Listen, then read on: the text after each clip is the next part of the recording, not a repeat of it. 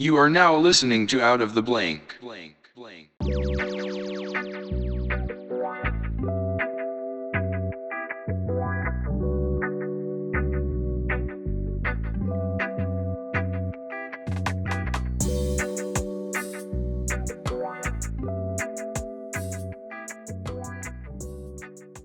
welcome to another episode of Out of the Blank podcast. I'm here with Kyle Daly.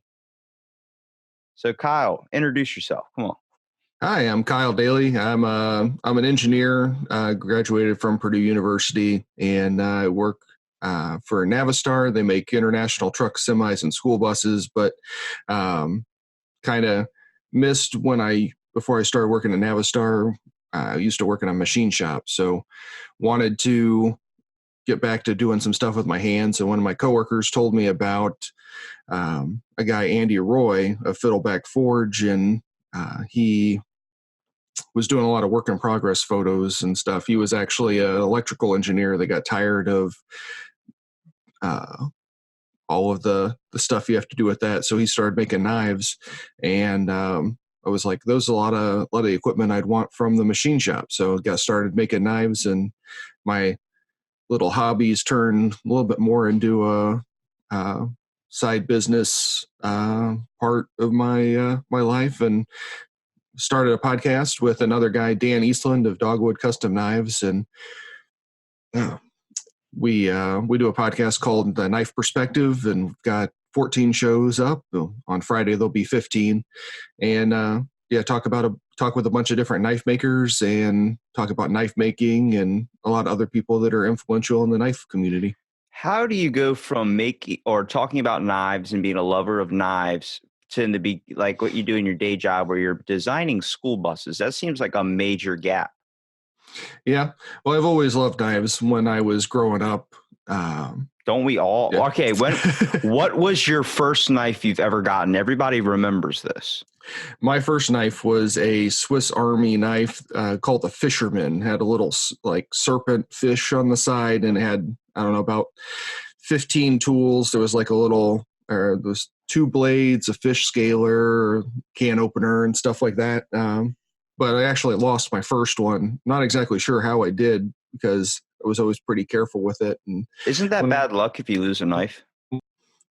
I would imagine. But like someone just randomly finds it. I don't know. It's out in the ether. I remember I got my first knife. I used to camp all the time with my dad, and he gave me $20 to go to the store and like get, whatever I wanted, drinks, whatever, to last me to the weekend. They had a small little pocket knife. I mean, the blade was like this thing you would get off, like, where you clip your toenails or something. It was that little edge blade to it. So it was, but as a kid, not ever having something like that, it was a big thing. So, and it had cool carvings on the side that said the name of the campground and stuff. And I remember I would sit there and whittle a stick. I'd sharpen it like a spear, and I made marshmallow sticks for both of us. And we use that like later in the night, roasting marshmallows and stuff. I had a sense of pride from it. I mean, it took me fucking hours, but dude, those sticks were sharp. Like I could, if I threw that at a bear, I bet I could pierce through it. But my dad was like, "Damn, that's really good." And I'm like, "Yeah." And then he goes, "Make sure you don't do it too close, because then you'll end up breaking it because it'll be so brittle." But it was a cool experience. And I know I've always had a fascination with like knives. I mean, my buddy, I told him, he asked me what I wanted for Christmas like last year. And I told him, I was like, "I want a big ass hunting knife." And he goes, "You don't hunt. You live in a beach town. You don't hunt." And I was like, "Yeah." I was like, "You don't know when you got to eat a motherfucker." And he goes, "What are you talking about? Eat a motherfucker?" I was like, "I want one of those things that are so dramatically huge that you're like, why? That doesn't even fit on your hip. That when you get into the car, it's like the length of your femur. So like you can't even sit down. You got to dismantle that thing." Because I would always run into people like that would wear a cowboy hat. And they would have like, the cowboy look, and they would have this giant ass knife hanging from their belt. I'm like, "That's legal?" And I'm like, "Okay, let me see how far I can go with this." But I'm like, I'm wearing board shorts and I got this giant ass knife. People are asking questions. So it's for decoration, but it looks badass. And I mean, it's not an authentic like $200 knife. It's just something like $30-$40 from Amazon, but it looks pretty good. Yeah, machetes are always fun to play with and chop stuff. It's always fun to whack on wood. Oh, is that what they call it? A machete, not a knife? Well, I mean, there's different types, but I mean, there's like hunting knife, Bowie knives. Bowie knives usually are like flatter and then kind of have like a clip point. That's the It's one kind like of military, so you can just straight up stab and twist.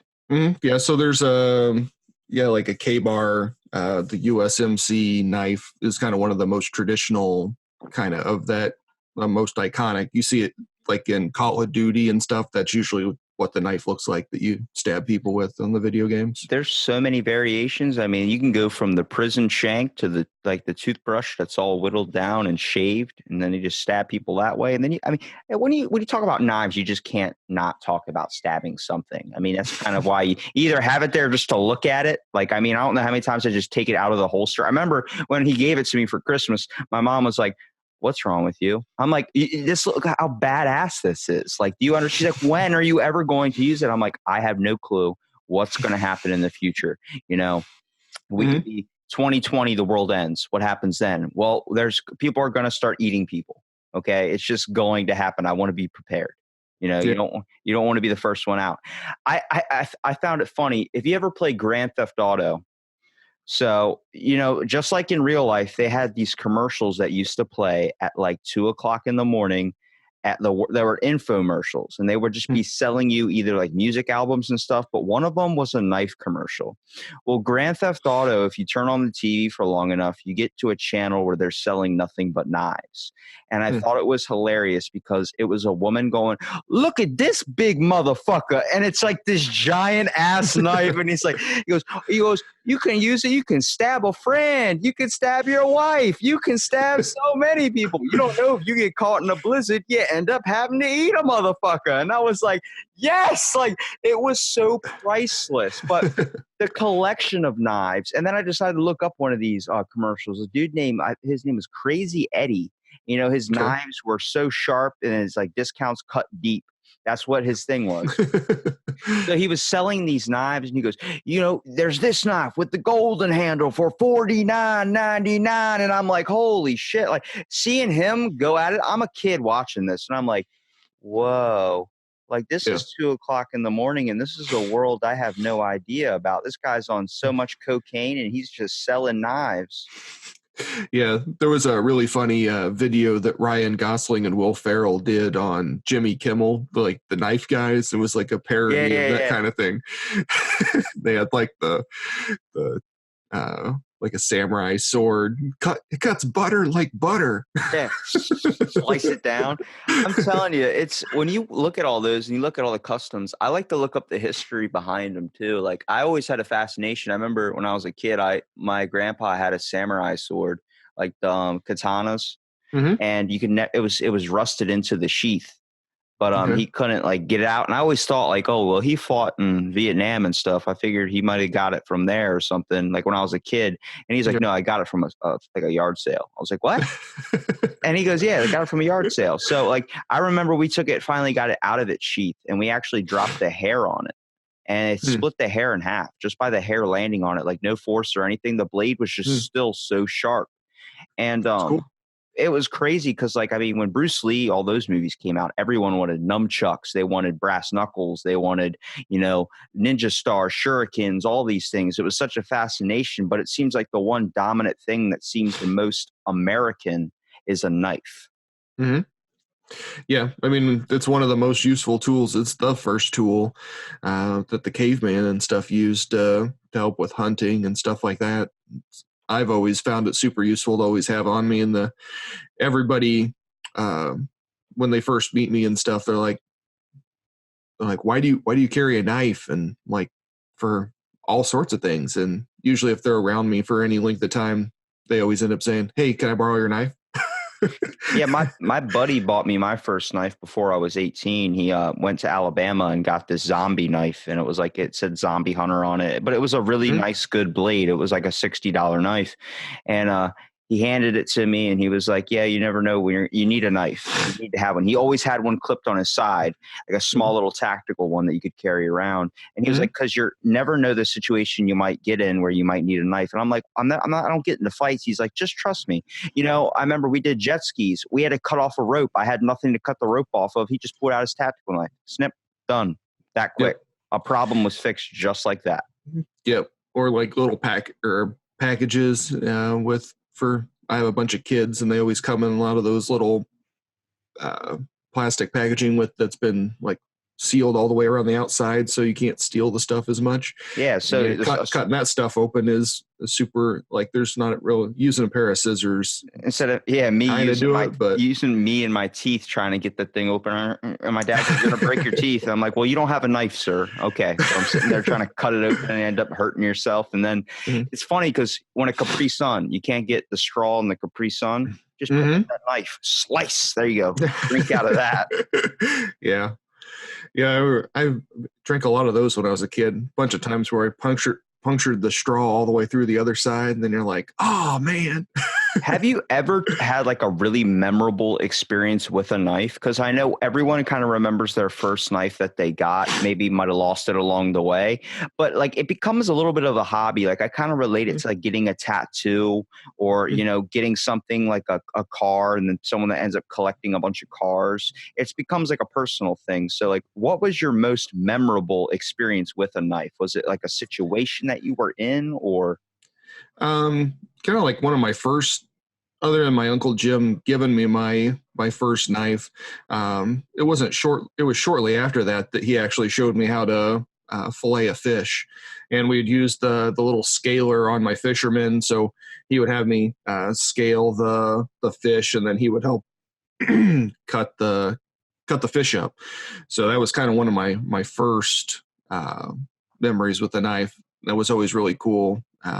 I've always loved to fish, but haven't done it for quite a while. I've got twin boys that are 3, so hopefully when they get a little bit older, I can start picking up the fishing hobby a little bit more again.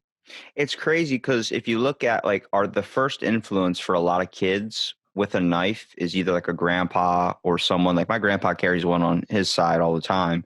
And, because he does a lot of yard work. But then you look at the Boy Scouts, like the Boy Scouts were, that was the first thing. You got a knife, you learned how to deal with it.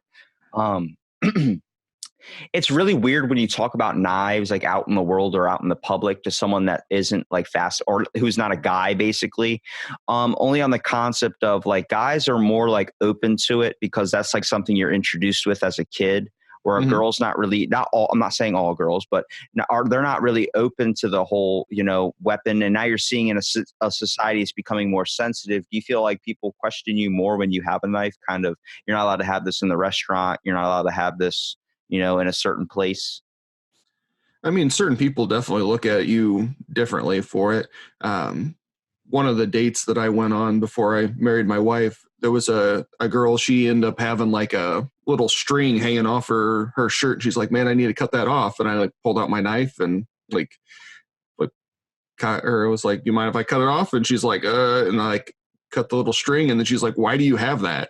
And I'm like, for situations exactly like this, you need to cut stuff, open boxes, whatever. And she's like, "That's really weird." I'm like, "It's a tool. Like, yeah, keep it around." And then, yeah, she never talked to me again. You just look at social media and all like the stuff that comes out like with movies and stuff, and you think a knife is immediately a weapon. It's like, no, it's actually a useful device. Like you don't know, you get something, let's say you're stuck in a situation, you need to cut something, bam, pull that thing out of there. Like I don't want to pull out fucking safety scissors.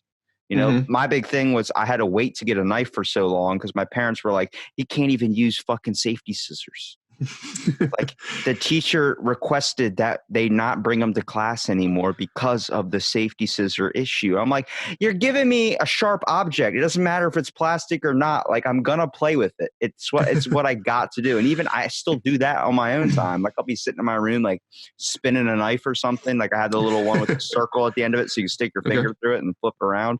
Yep. And I'll be doing that. Like I remember I had a switchblade, like the little ones you click and it pops out like the greasers would have. Okay. So I had one of those, and I was doing because I saw Indiana Jones, and the kid, the Shia LaBeouf who was in it, he was taking the knife and flipping around his hand really, really fast. So I was like, "Holy crap!" So I would throw it up in the air and catch it, and I would keep doing it over and over and over again. And then one time I was talking to my buddy, and I did it, and like I flicked it really, really fast up in the air. I mean, I was good at it, and I caught the blade.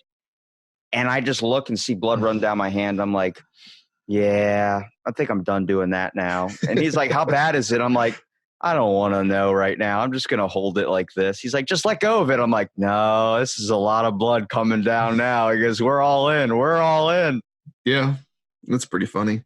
Yeah, I've had a couple of situations where I've cut myself, and even I've had a couple of times where I like kind of when you're knife grinding, we use an abrasive belt usually, or a lot of abrasives, and you get your fingers really, really close to this belt that's moving really fast, and kind of slipped off. I learned my lesson, well, somewhat learned my lesson on using sharp belts, but kind of slipped off, and I hit my thumb against the belt and lost a good portion of the tip of my thumb, and was like, like just was like that's gonna bleed and hurt a lot. They're humbling moments. It's like when you're trying to hammer in, like you have a nail and you're sitting there just hammering it and you're holding the nail, you miss and hit your thumb.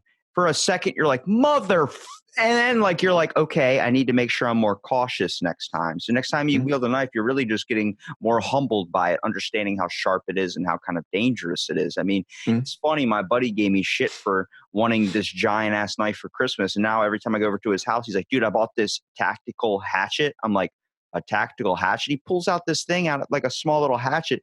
Thing is sharp as hell. I'm like, where do you get all this stuff? He's like, Amazon. I'm like, damn. This is where Amazon's a benefit. Just look up the knife section and hatchet section in Amazon, and you will be open to a world of mystery. Yeah, there's a bunch of really good knife sites too. One of the ones that carries my knives and Dan's knives is Old Town Cutlery. It's OLDE with the and town as TONE. So it's the kind of older pronunciation of it, but yeah, Lee and Melissa are great there. They have a ton of custom knife makers and stuff they have all sorts of crazy stuff. And then Knife Center and Blade HQ, those are two of the biggest online retailers of knives, and you'll be pretty surprised about all the knives that they have. Through your experience just with dealing with knives on a like kind of like an everyday thing, it's kind of become more from a hobby to kind of like just like a passion of yours. Like, do you find that you've learned a lot more? Like, is there anything like you've come across that you found was interesting? I know recently I was hearing something about a guy that was making the metal for the blade was made out of, I think it's called Damascus. Mm-hmm. And yeah. I thought that was interesting because I'm not too familiar what Damascus is. Yeah. So Damascus, we actually have a whole podcast with Stephen Fowler. He's a ABS journeyman smith. So that's the American Bladesmith Society. And we talked for a little over 2 hours to like just about how you make Damascus and stuff. But so Damascus was actually a process. So Damas was the original word. So it's the layering of steels. So they would put all these different steels and fold them over, and fold them over. And that came from Greek and Roman influence, didn't it? From the Bronze Age? It was a lot of the Vikings and then the Japanese that were doing a lot of that. So they would try to smelt down the steel, and then the impurities would be in there because they didn't have all the higher techniques and controls on it. So they basically just kind of like used a bunch of coal, and then everything kind of fell through this chimeneia thing. And then they got these like kind of like ingot blocks, kind of clumps of steel. And then there would be all sorts of stuff in there. And then they would fold and layer the different steels. So they'd use some of the other stuff to try to in with the better stuff so they can make more swords. And back in the day when people were jacked. And also, if your blacksmith died, you better hope he had a son to pick up the career or you're fucked. Yeah. So they would they'd use those steels. So the Damas was the process, and then one of the one of the places that it was done the most was Damascus over in the Middle East. So then it everything kind of got labeled as Damascus. So kind of like Kleenex is the name everyone calls everything for tissue paper. That's kind of what Damascus has been since. So it's layered steel of usually high carbon, and then something with a lot more corrosion resistance. So like some sort of higher nickel steel, and then that's what gives you those color differentiations with the black and like silver. Even though some of the knives, like if you walk into Walmart and you see like a bunch of like $20 knives, even though they might probably like, you can tell they're probably made of like a cheap type of metal. It's like, can you just tell that by looking at a knife if it has actual like good, like I guess ingredients or minerals in it or Well, material?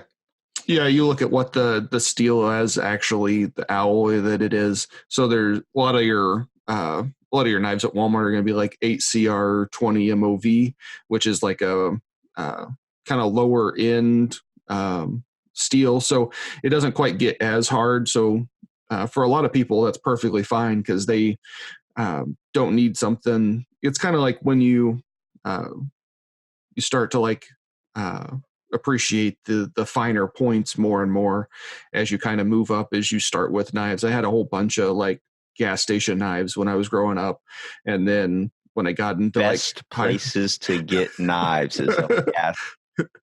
I like to get $20 on too. Hey, would you like to buy a big ass knife? Well, shit. While I'm here, let me get a hot dog as well. Yeah. So I kind of, once I got into high school and college, just started making some of my own money and like started buying some more higher quality knives, bench made knives. And they're a company out of Oregon. That was my first like real good knife. And then like Spyderco, started buying a bunch of Spyderco knives. They're pretty good too.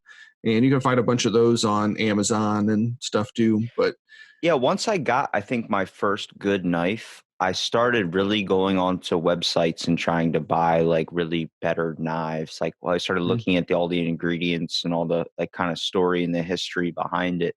And it's been a giant major influence. And a lot of people are like, I would never touch a knife. They're not bad thing. I'm like, how do you fucking eat then? Because you got to cut things with a knife. You're not, that's cutlery. It's not always hunting. I think when you say knives, the first person or first thing somebody thinks of is hunting, or they think of war, or they think of something that is the extreme case of a knife. But I'm like, no, it's just Rambo. yeah, Rambo. Like, yeah, you want a fucking Rambo knife. Like, no, it's also used for like cutlery stuff. I mean, the difference between that too, like you look at a butter knife, okay, that's for easily spreading things. Or you can be a dumbass like me when I was a kid and I'd use a steak knife to make a peanut butter sandwich. You know how ravaged that bread was afterwards? It was done. Like there's holes all in it. It looks like someone threw it down the garbage disposal.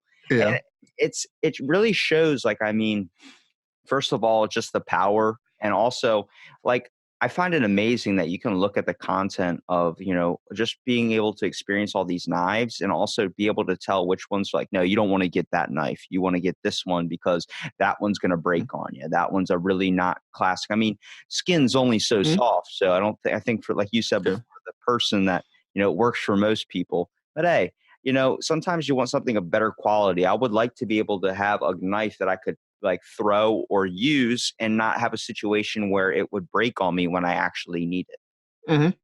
Yeah. And part of where I got into it was, so I always like to eat. I'm a bigger guy, and I've always liked to cook. That was kind of one of the second kind of memorable things. My parents always had me in the kitchen helping make breakfast and make food and stuff. So when I started making knives, my first knife was a 7-inch Santoku, like kitchen knife. And yeah, most of the knives that I've made have been kitchen knives, paring knives, boning knives, chef's knives, and Santokus. So when you look at knives and we talk about make the best materials, so what types of knives are there? Like, there's obviously like pocket knives, they're bigger knives, but like how many classifications would you say there are with knives? Oh, there's tons. They're kind of mostly broke down between fixed blade, so something that doesn't fold, and then folding knives is kind of the two biggest categories.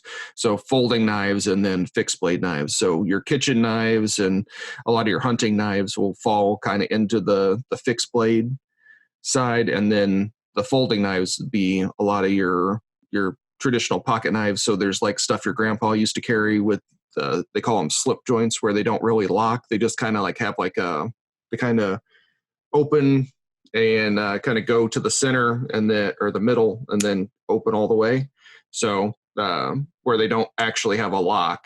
They call those traditional slip joints, and then they have there's tons and tons and tons of different locking mechanisms on a lot of the tactical knives. Have you ever heard of a knife called the wasp knife? Yeah, that's like the triangular blade with holes in it that you can press like a CO2 cartridge or something in there. Isn't that fucking nuts? You literally can Yep. stab somebody and then it shoots out like 800 psi of CO2 inside the person. Yeah. Yeah, that one's pretty wicked. Like, that's a crazy concept. Like, there's just one person like, hey, I created this thing. It's used to cutting. And then people are just like, I want to try and make my own version of that. And then eventually people were like a pen knife. There's history behind a pen knife that was named that because they used to sharpen quills. Mm-hmm. Like, that's amazing factual stuff that like a lot of people aren't aware of when they look at a knife. Like, when you really try and decide to dive into a concept, I think everyone looks at the really, really awesome like ones like French gangsters used to have that were like a gun had a knife and it was also brass knuckles at the same time. Mm-hmm. You're like, what the hell is this? Like, this looks like something out of like, you know, like you gave a kid crack and he decided like, draw me a knife, and he just drew like everything in one, like too much or something. And it was like, that was a big influence though, like with mobsters and stuff. Yeah, we had a guy on who's the president of Knife Rights on our podcast, Doug Ritter. He the Knife Rights is kind of like a similar organization that the NRA kind of is for guns, and they've actually done a lot to remove a lot of anti-knife legislation that was brought on a lot by those like the gangs with the switchblades. They would portray them a lot in movies and stuff where they'd have the knife and they'd push the button and the blade would shoot out. And then a lot of the states and stuff wrote tons of switchblade laws. Well, now with bearings and all sorts of manufacturing tolerances, like almost every knife can be opened as quick or just behind how fast a switchblade could actually open, so they're not any more dangerous or easy to get out than any other thing. So they've actually been getting a lot of those laws taken off the books now in a lot of those states. Do you find that, like, your prediction maybe for the future, do you think that knives are going to still be a concept, like, or do you think it's going to be a lot harder to get them? It seems like, you know, any person, as long as you're over the age of 18, can get a knife, but do you think that's going to change just with the way people are becoming a little bit more sensitive towards things that they might not need to be so sensitive about?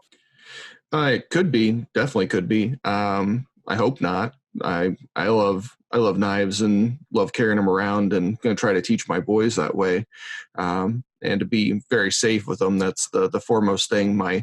One of my boys, Aaron, he was always wanting to grab knives out of the knife block, and then we ended up buying a set of plastic knives that are kind of like have like some little plastic-y serrations on there, and those are his knives, and he uses them to cut up shrimp, and you can kind of get through vegetables. It's not very clean, but he likes to do his little thing with the knives and stuff, and teach him, keep your hands away, keep your hand over here, and show him the motion and kind of help him with the slicing motion. So we're trying to get him. I try not to cut my vegetables because like I watched a chef show and I was getting religious by it. Like I was just watching nothing but cooking shows, and I would see where they would chop it really, really fast. And I was like, I bet I can do that. You know, I did the first stick of celery really, really nice.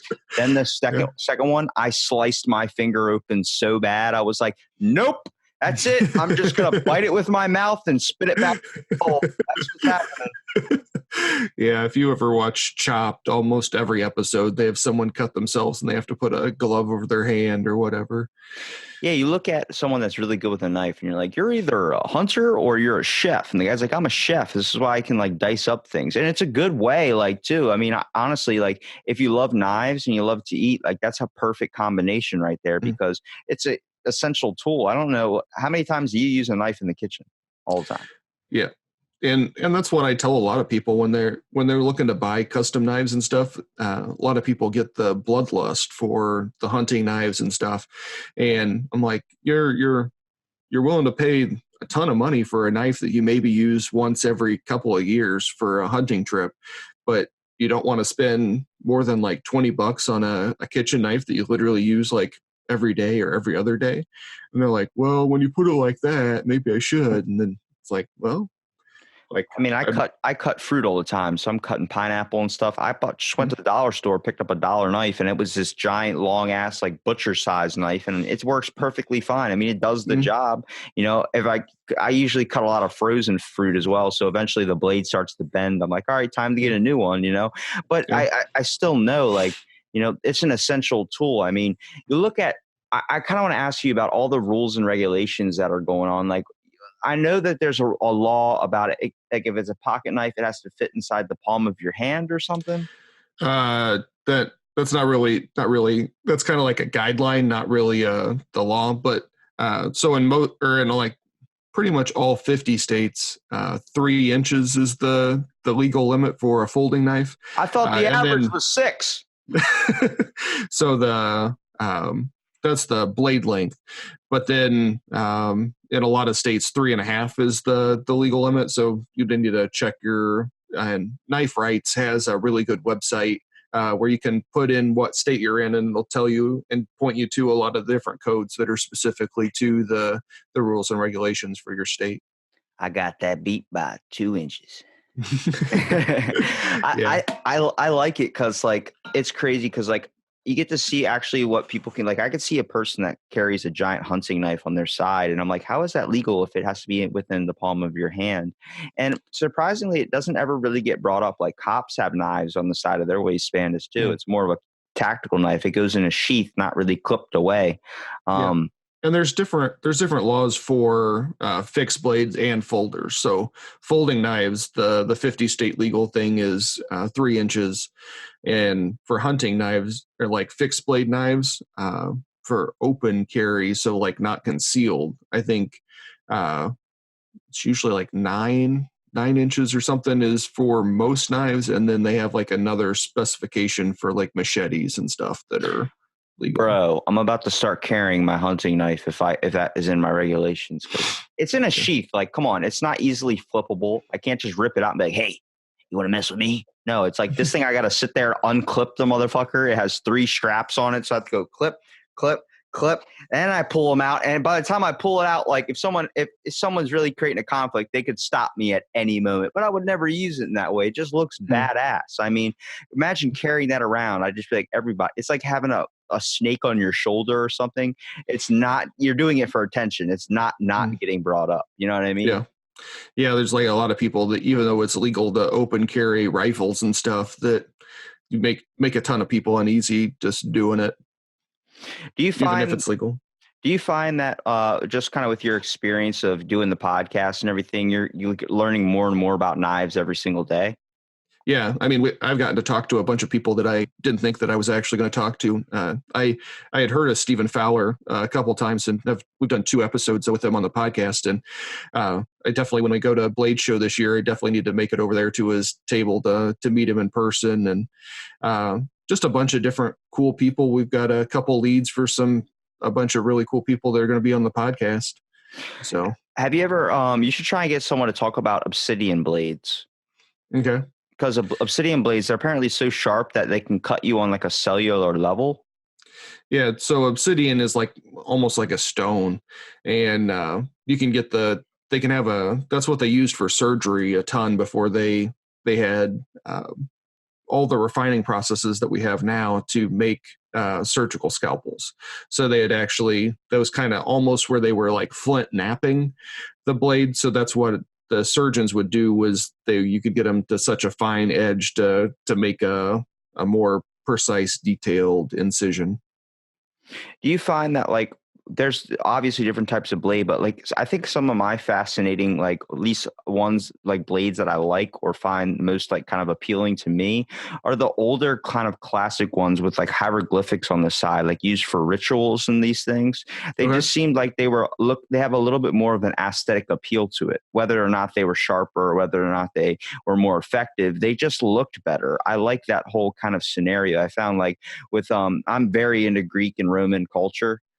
So when I used to see like, you know, the blades and the types of things that they had like through history museums and stuff, like they brought one from the past, I was like, this is really, really fascinating. You get to see, like, they used to put art on their blades.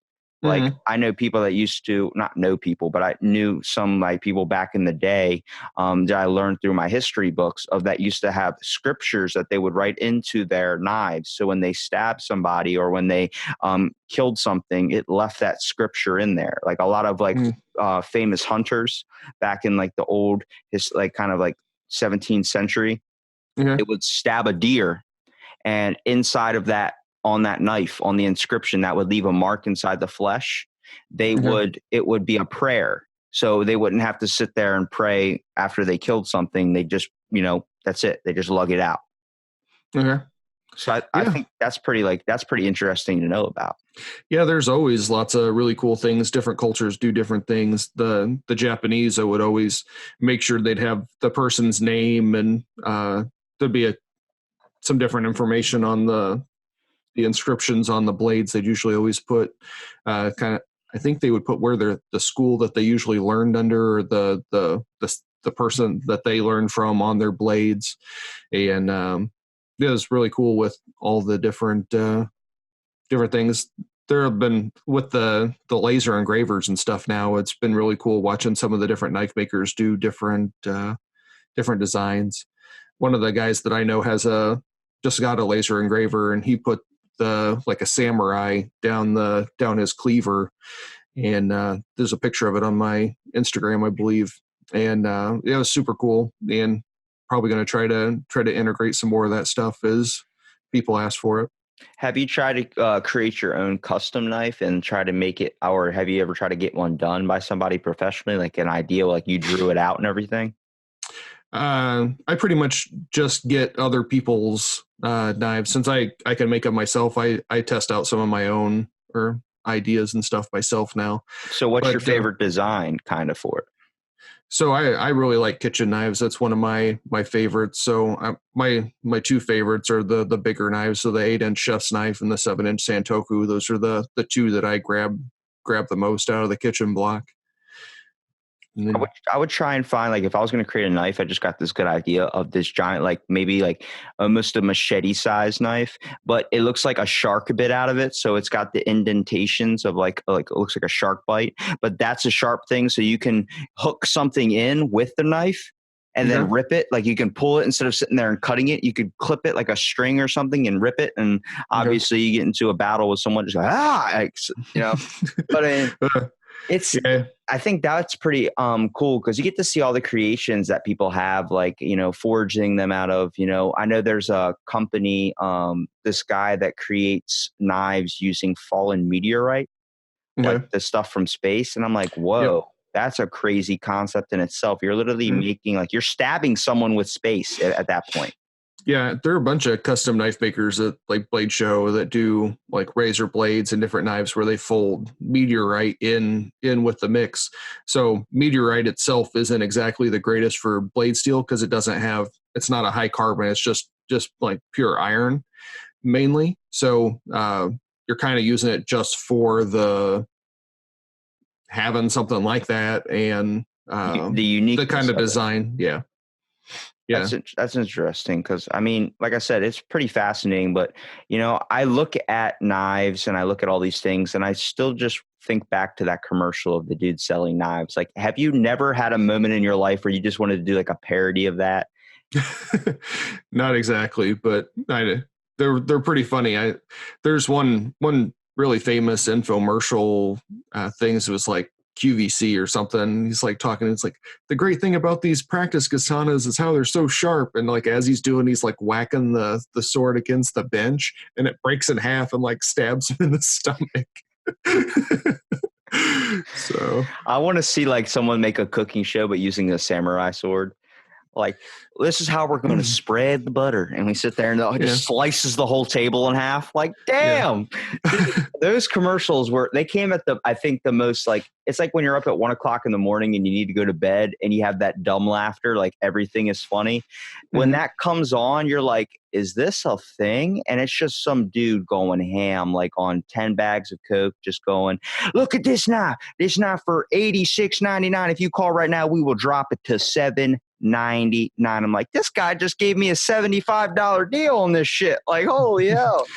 Yeah, some of those QVC stuff, it's unbelievable how cheap they can get some of those knives. And it's actually been really funny. Like everybody's like, I don't want any of those Chinese knives. And in the knife industry, the Chinese are actually making like a lot better high-end knives. And they've actually been like creating separate brands and outsourcing a lot of their like super cheap knives to Taiwan and Pakistan now. So it's been interesting watching how they kind of like came up with like super junky knives, and then have started making some really good stuff. So like back in with World War II, Japan made everybody was like, I don't want any of that Japanese stuff, and now Japan makes some of the best stuff car wise and electronics of anybody, because they just started getting into it and then refined their processes and stuff. Now, you know, this kind of, I guess, is it? I guess it's like a luck thing. But when you gift somebody a knife, they have to give you at least a penny. I've heard of something like that, but I've given lots of knives away. Because I've always, like, you know, when I was gifted a knife, it was for a penny. I was like, but it's my birthday. Yeah, you still got to give me a penny. I'm like, well, shit, I'm still paying for it anyway. Yeah. I've heard that with wallets too. Like if you give somebody a wallet or a purse, it should always have like some money in it. Yeah. Well, apparently not all knives have to be sharpened. Is that actually true? Like it depends on the application. Like for butter knives and stuff that you're spreading stuff, lots of cheese knives don't have an extremely sharp edge. It's kind of more for just kind of like the soft cheeses. And then even some of the hard cheeses, they don't really sharpen them. They use almost like a leaf shaped blade and then push the point in, and it kind of cracks the cheese instead of cutting it. So like a lot of your Parmesan and stuff like that will be, that's why you see it kind of like all broke up into chunks when you buy it off of the big wheel, instead of it being more like slices. So hold on a second. So have you ever come across cheese that you couldn't cut? Well, I mean, like Parmesan cheese is hard to cut because it's so hard. The knife wants to you can't really, there's so much drag that it's hard to get like a slicing motion. But that's why, like in the grocery store and stuff, they just break the chunks of Parmesan instead of like cutting it with slices and stuff. The more you know. Holy shit! I just learned something, that there's a knife that can't cut cheese. Well, I mean, cut the cheese like that. I mean, you can cut cheese. It's just a lot more effective to kind of break it. I'm trying to think of, you know, is there anything like you've had a bad experience with a knife? I mean, I've had, like I said, flipping the blade like over and over and over again and then catching it. That was not a fun experience. But have you ever had anything that made you kind of stay away from it from a little bit? Not really. I mean, I've pretty much always tried to be super safe. I lost one of my corners of my. So if back in Boy Scouts, they give you the whittler's badge and you have a card. And if you lose all four corners, then you have to like redo your safety class thing. And I got one of my corners like taken off because my Swiss Army knife, it doesn't lock. And that's one of the things that I didn't really like and still don't really like about the Boy Scouts is they don't want you to have locking folding knives, and they pretty much fixed blades are completely out of the question. And those are like some of the more safe knives than knives that don't lock. And when I was using the knife, I flipped it over and then the blade actually came back down and closed on my hand. So that was probably one of the more worse things with the knife. The biggest, probably the worst injury I ever had was actually with a mandolin. So where you like cut a vegetable and you like do all the little slices. Mm-hmm. I got my thumb right here and lost a pretty good chunk of my thumb. Sliced it right off. Yeah, I had a wood shop teacher, only had 3 fingers.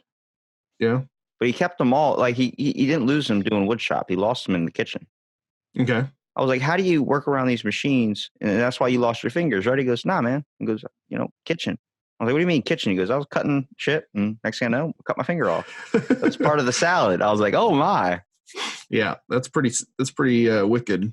I think that's what scares a lot of people because, they look at everything that's kind of played on movies and stuff, and that's not really how it is. Mhm. I think a lot more people should be open to it. It's not only a right, really, but it's not meant to be in defense, but it's also an essential tool, like we were talking about. I mean, the Swiss Army knife that has so many other capabilities onto it too. It can be a nail clipper, it can be a corkscrew on the side of it. Like there's so many qualifications to it. I definitely think the Swiss looked at it more from a tactical perspective. They were like, let's try and make it so if you get stuck, you can survive, You having have a a bunch of can different opener. tools. Yeah. Mhm.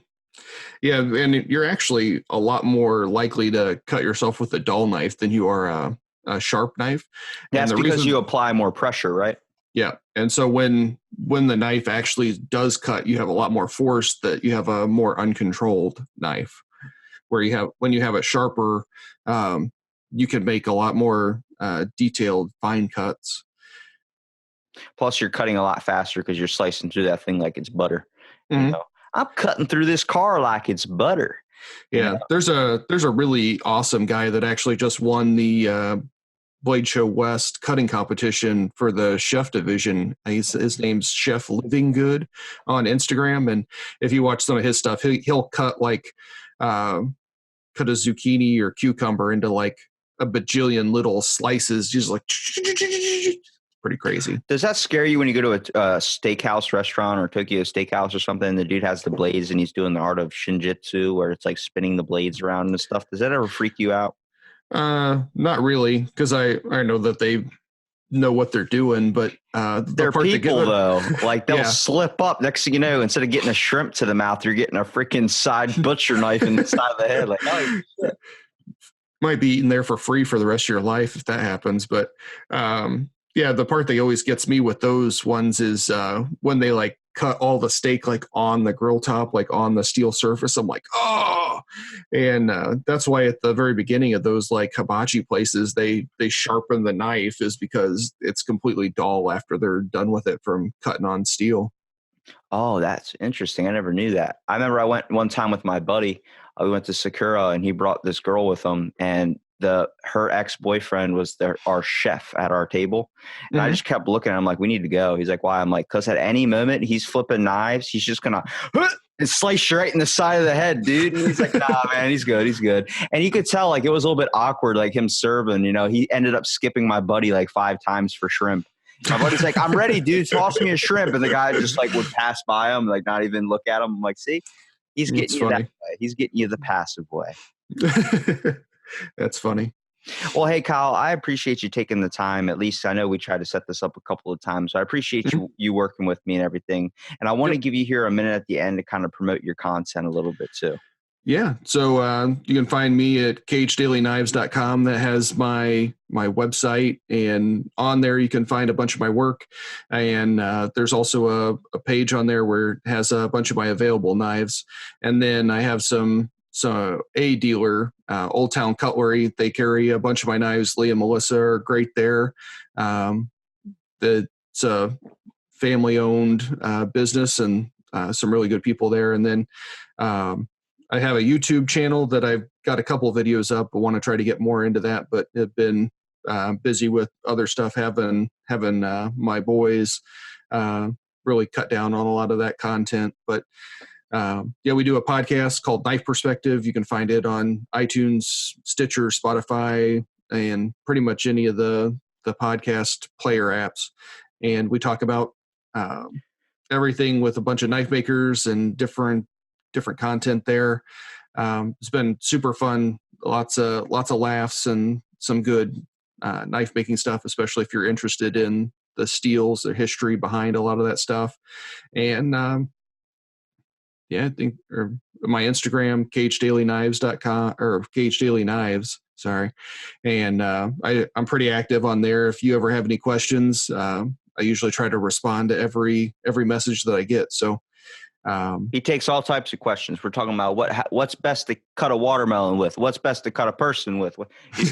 He will give you the answer, and he will tell you the exact knife that you can be done effectively and most of all quietly.